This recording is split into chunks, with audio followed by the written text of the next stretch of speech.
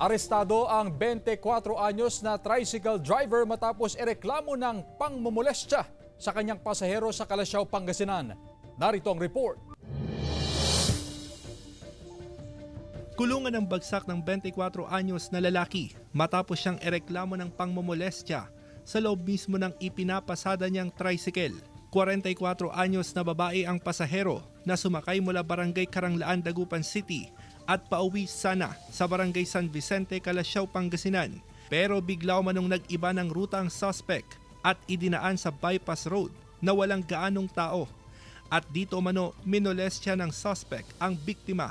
Siguro nagandahan dun sa pasahero niya. Yun, nagawa niyang haplusin yung pasahero. But luckily, nakatakbo naman yung nakahingi ng tulong.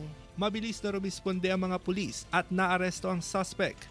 Nang kapkapan ng suspect, nakuhanan pa siya ng 2 pakete na naglalaman ng hinihinalang shabu. Itinanggi ng suspect ang paratang. Hindi rin daw siya lulong sa droga. Hindi po. Kung talagang hinawakan ko yun, makikita ko yung mukha ko tapos mukha ko. Wala namang totoo eh. Kahit saan kami pupunta. Oh. Hindi mo siya. Wala akong hinawakan na babae. Tumangging magbigay ng pahayag ang biktima. Inihahanda na ng pulisya ang mga kasong isasampa laban sa suspect. Inaalam din ng pulisya kung saan galing ang nakuhang illegal na droga sa kanya. Tiyakin mabuti na may mga kasama siya, na may kasama ka para at least hindi magte-take advantage yung driver natin. Kasama si Daryl Peralta, Russell Simorio, One North Central Luzon.